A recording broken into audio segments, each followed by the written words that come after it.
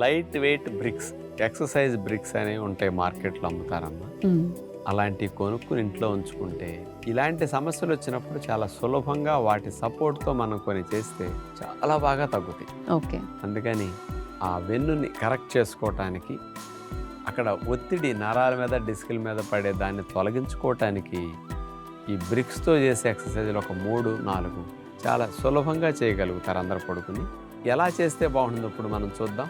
Shoulder spine ఫ్లెక్సిబిలిటీకి వ్యాయామాలు చూడబోతున్నాం.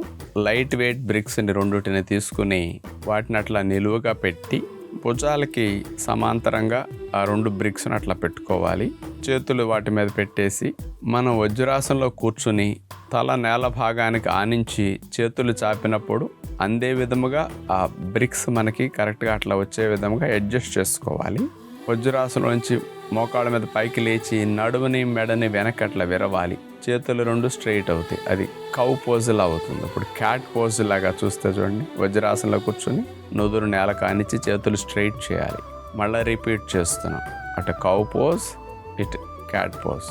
Cat and cow పోజులో మనం ఎలా చేస్తాం సేమ్ అదే విధంగా రిపీట్ అవుతున్నారు. ఇక్కడ shoulder stiffness and muscle stiffness చాలా బాగా తగ్గుతుంది. స్పైన్ కూడా ఫ్లెక్సిబిలిటీ ఇట్లా చేయటం ద్వారా బాగా పెరుగుతుంది.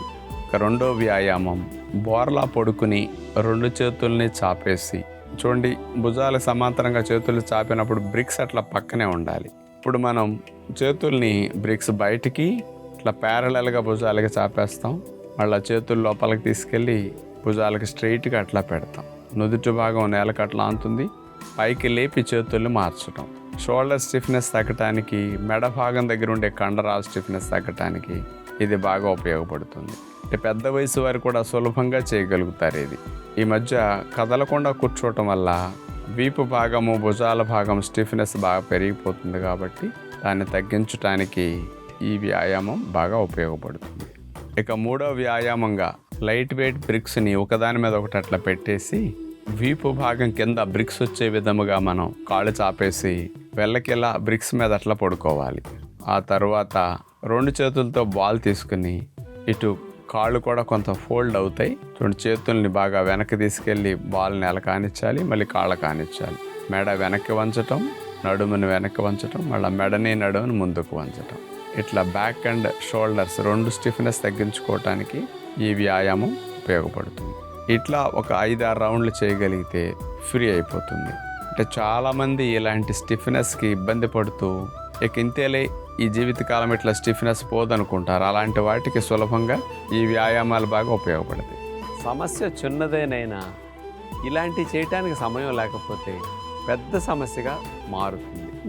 సర్జరీల వరకు ఫైనల్గా వెళ్తూ ఉంటుంది. ఆ స్టేజ్ మనకు రాకుండా ఉండాలంటే సమస్య ప్రారంభమైనప్పుడే ఇలాంటి టెక్నిక్స్ని మీరు ఉపయోగించారంటే సింపుల్గా రివర్స్ అవుతాయి. 100% నార్మల్ అవుతుంది. అక్కడ చూసారు కదండి, డాక్టర్ గారు చూపించిన విధానంలో మనందరం కూడా స్పైన్ మొబిలిటీ ఎక్సర్సైజెస్ చేసుకుంటే కనుక స్పైన్ అనేది ఎప్పటికీ ఆరోగ్యకరంగా ఉండే అవకాశం ఉంటుంది. కూర్చుని చేసే పనులు ఎక్కువైపోయినాయి కాబట్టి ఈ మధ్యకాలంలో కాస్త ఇలాంటి ఫ్లెక్సిబిలిటీ వ్యాయామాలు ప్రతిరోజు ఉదయం చేసుకుని ఉద్యోగానికి, వ్యాపారానికి వెళ్ళిపోతే సరిపోతుంది.